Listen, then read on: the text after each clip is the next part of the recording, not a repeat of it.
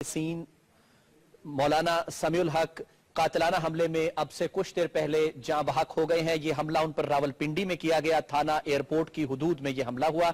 Driver और guard जो है वो शदीद जख्मी है, उनको शदीद जख्मी हालत में सफारी अस्पताल मुंतकिल किया गया। मौलाना समीउल हक पर कातिलाना हमला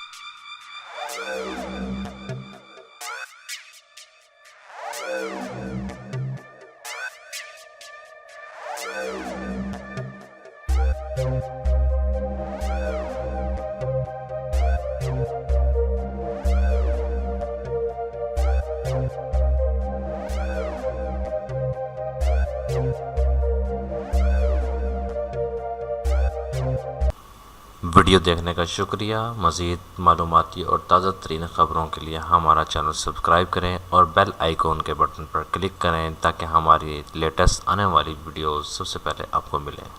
अस्सलाम वालेकुम।